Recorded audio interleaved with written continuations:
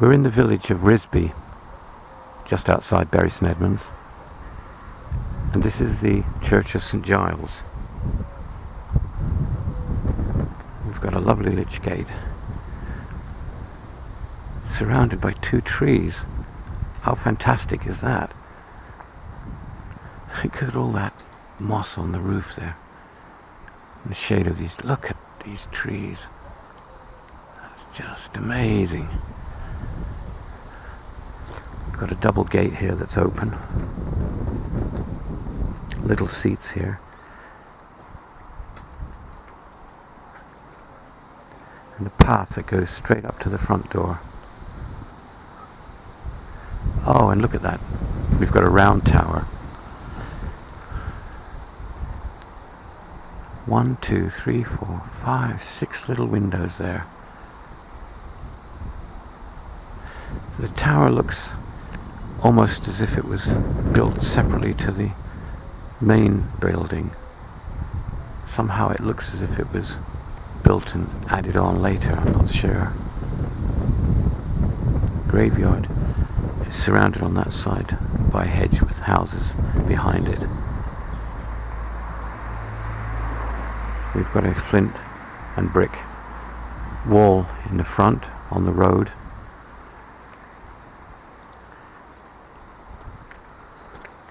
It's a lovely, beautiful headstone.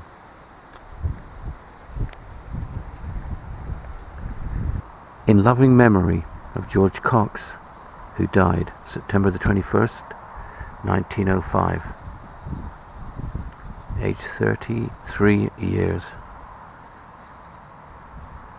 And also of Harriet Cox, who died January the 11th, 1909, aged 63 years.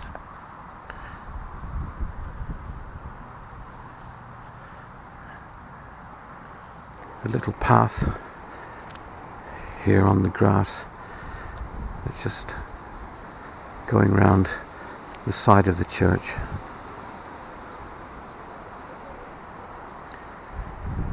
Been some repair work here on the flint. So all the headstones here are old.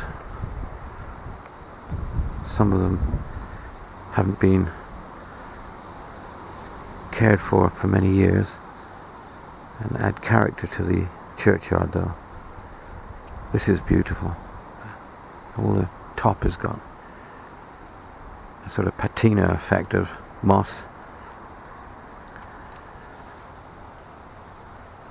Margaret Spark and Elizabeth Bidwell.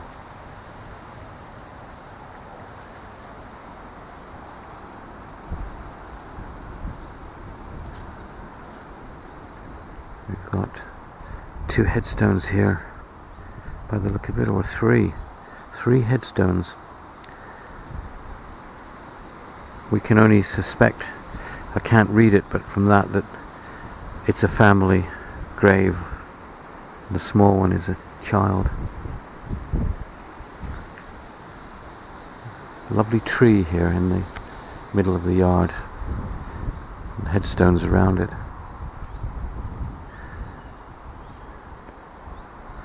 And that's a really unusual name, in memory of Theophilia.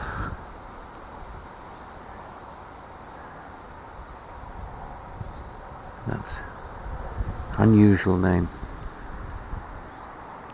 And the light is now reflecting through the leaves which are coming out in the spring here. And the sun's come out quite strong now.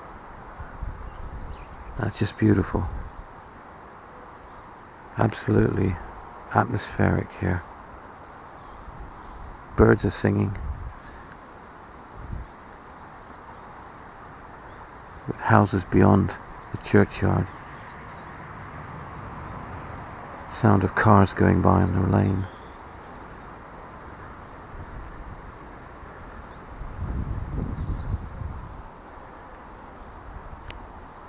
It's beautiful, beautiful. This headstone here is almost seemingly sinking into the ground. a good view of the church from this angle, showing the round tower. There's a little door over there. Quite an array of windows, a small square one there. Like so many, it's had an extension built, probably in Victorian times.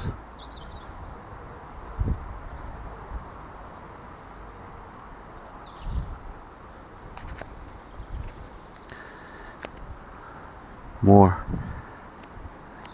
graves here in the shadow of the boundary walls and trees. Very restful, beautiful place.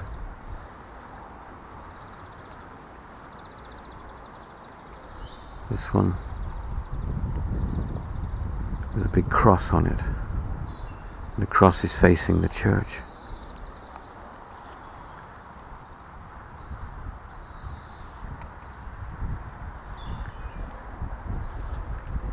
It looks as if there's a second graveyard, an extension, and that looks to contain all the more recent burials. So presumably that was an additional churchyard that was added on.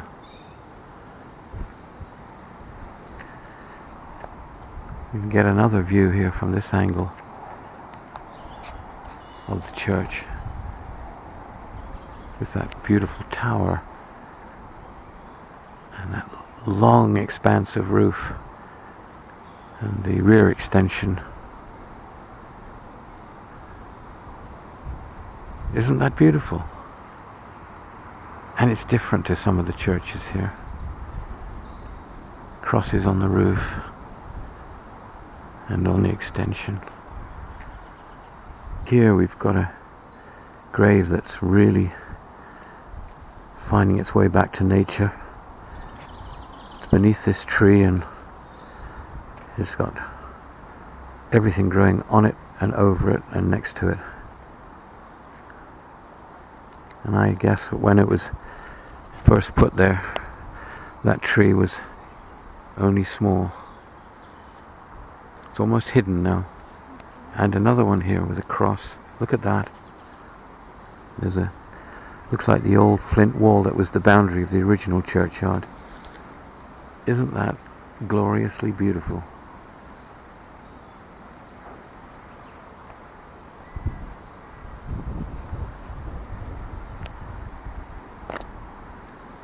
So we walk down this side of the church, and this part of the churchyard is just full of old graves, and in keeping with all the other churches, we've got our wheelie bins. This church's only got two colours, a green and a brown, no blue. What a charming view from here. A little path that runs down to the side to the other churchyard. We'll have a look.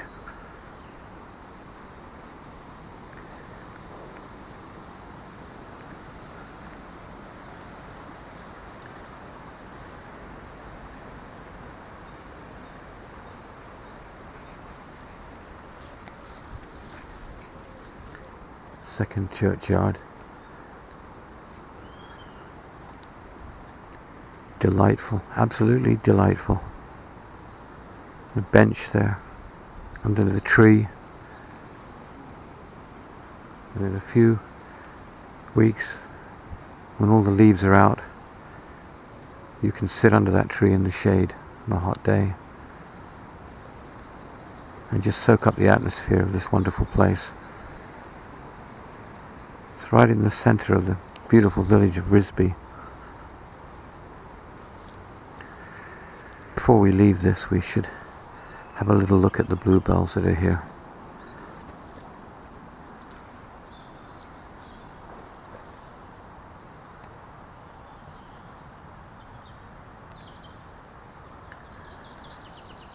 What a peaceful place.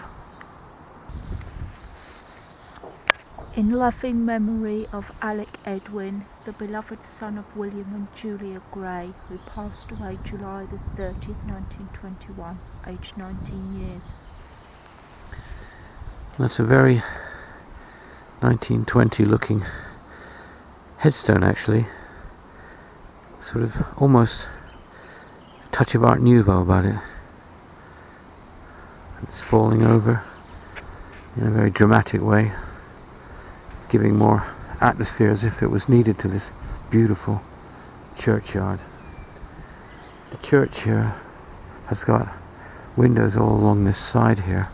There's a section here without windows, which seems strange maybe. There's a lovely looking headstone.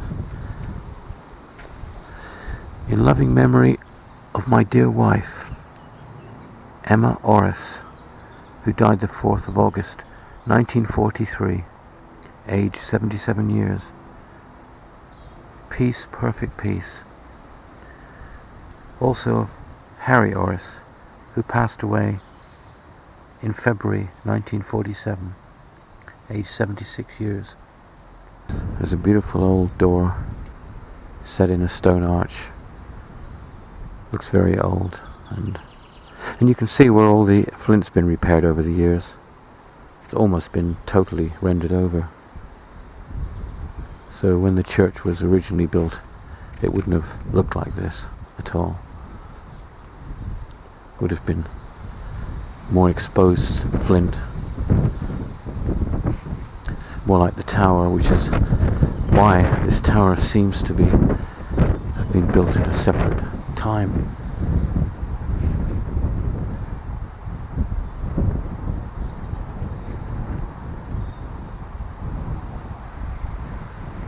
It's a dramatic shape, absolutely beautiful. There's two fairly recent graves here.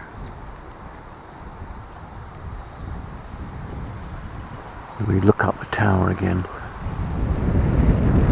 Wonderful. All this flint work looks much newer, and it's been repaired over the years, but it's been done with the flint. Proud of the rendering.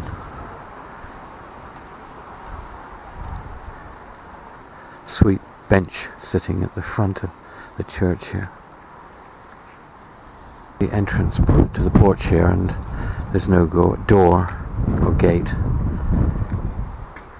You see the sort of tiles or bricks in the floor with old flagstones there.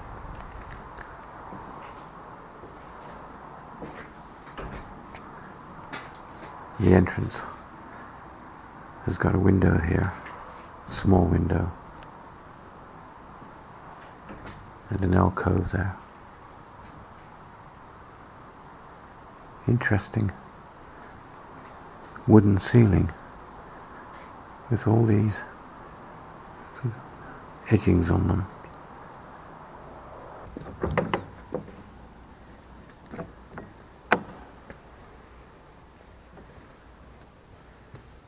It's wonderful.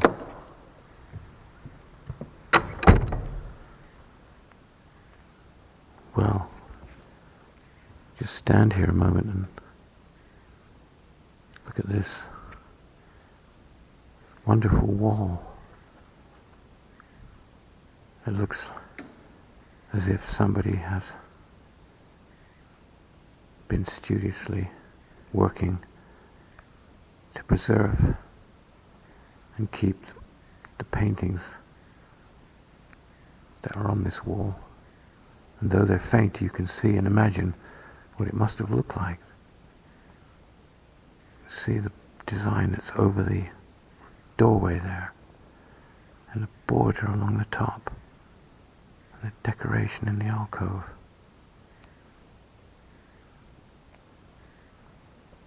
Absolutely beautiful.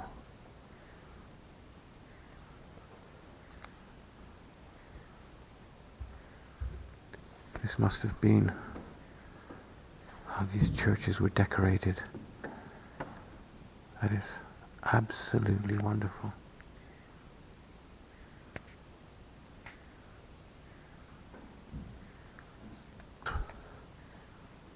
This painting here is, we believe it's Jesus and Mary Magdalene.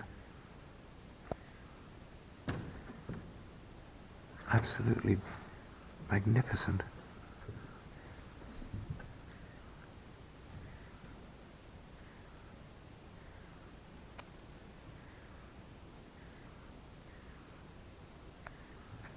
I can only imagine what this looked like when it was originally done, all in colours, I guess.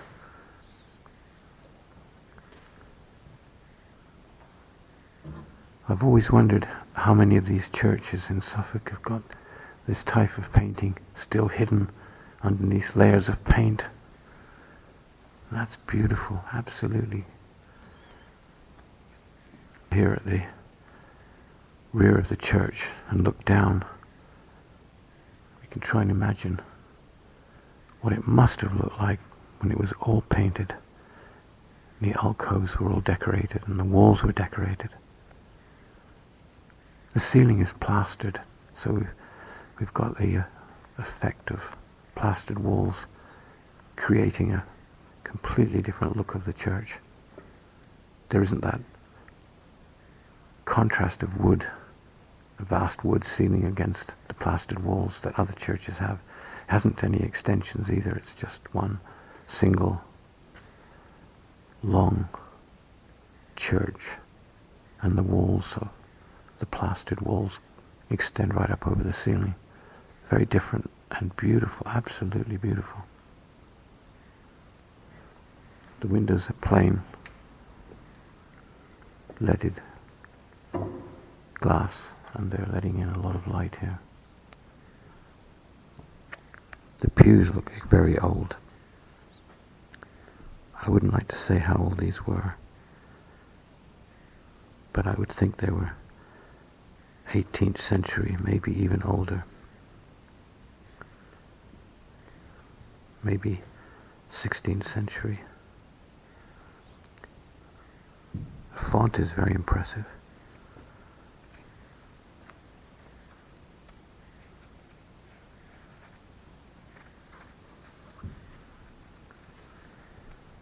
Obviously the top is new.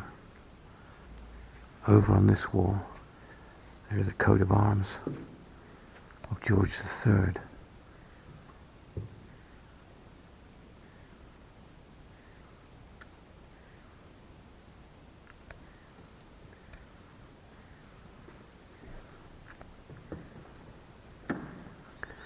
The floor is old tiles, but I don't know how old these would be and how long they were here. There's a carpet running down the main walkway. These pews look newer to me. These look Victorian, but I could be wrong on that, obviously.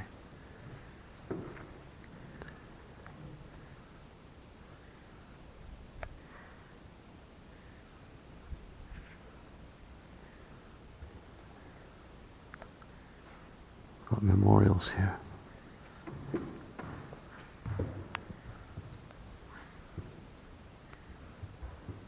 That's to the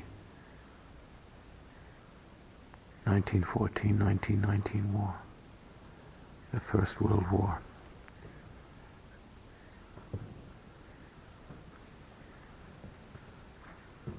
This window here is plain glass, apart from a few little badges or something in it.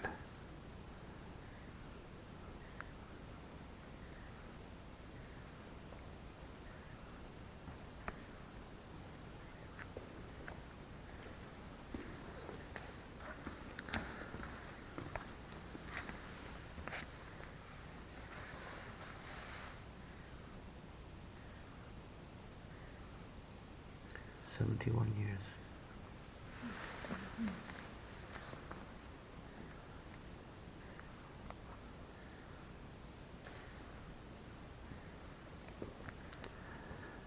Now,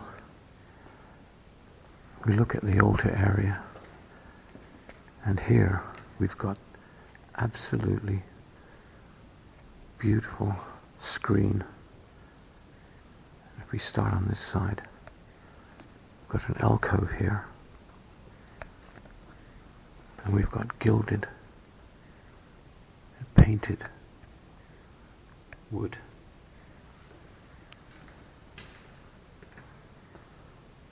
And this looks as if at one time it was not only painted, but it was fully gilded. Look at that work. And we've got the wood screen here was all hand painted and gilded.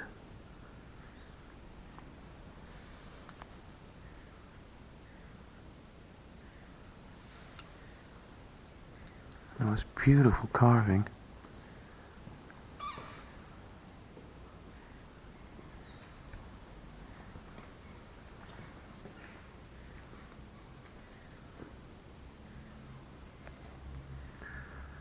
On the other side, we've got it in red and gold. Just beautiful.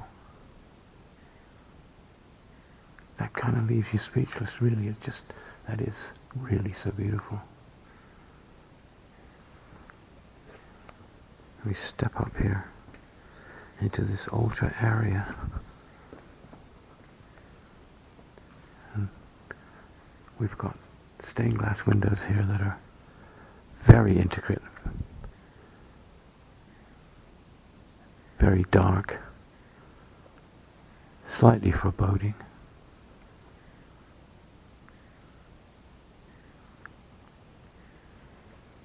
On this side, the light's coming through more. The little one there, that's sweet.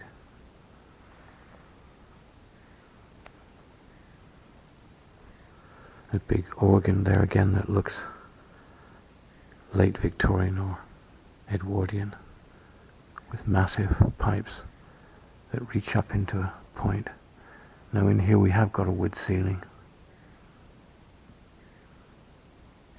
It seems much higher. We step up a few more steps here, and we've got extremely impressive stained glass window with alcoves each side. Stained glass window to the right, another alcove.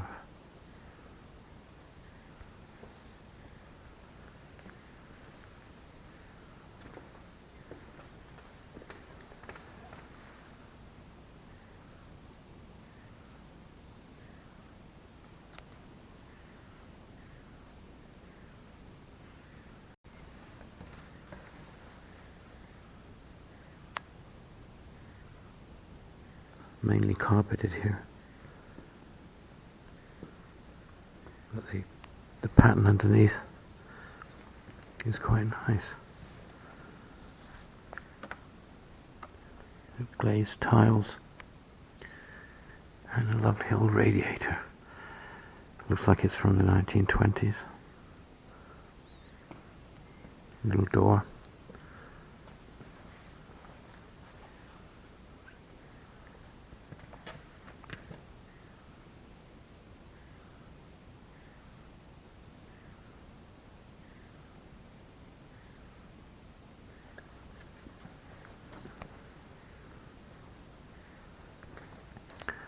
That magnificent screen, beautiful arch, decorated at the top. And then the church is much lighter at the far end. And it's lit mainly from this side.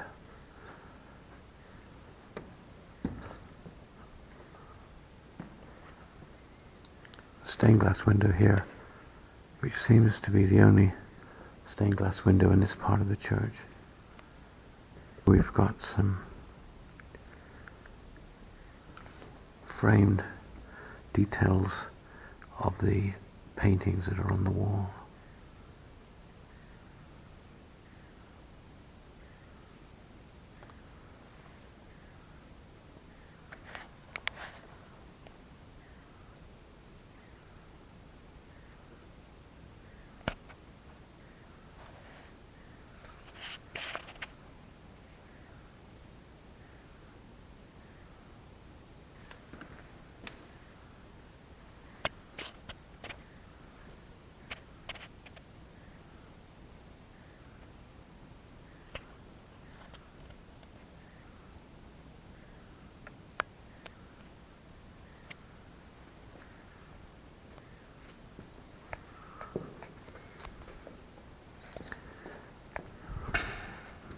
massive candle here.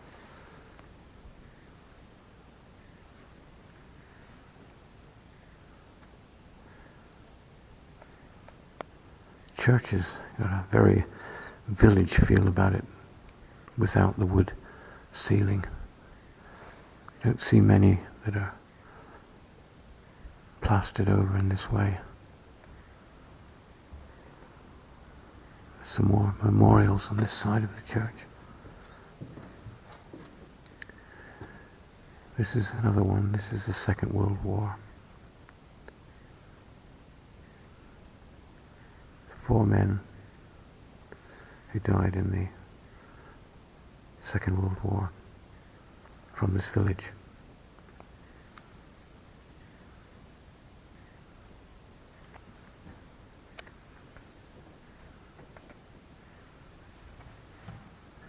As we leave the church,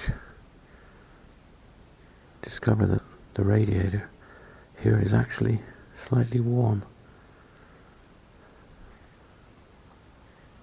And it has been fairly cold for the beginning of May, but as we go outside, open this door,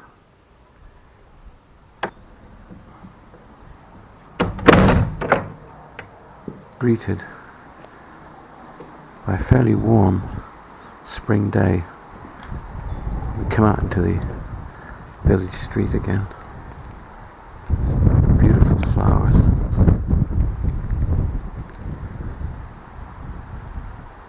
And a lovely path down to the entrance. This beautiful gate set beneath 2 magnificent trees.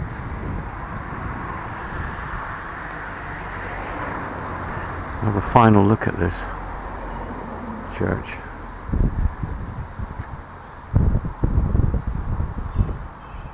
Beautiful. Beautiful, beautiful, beautiful.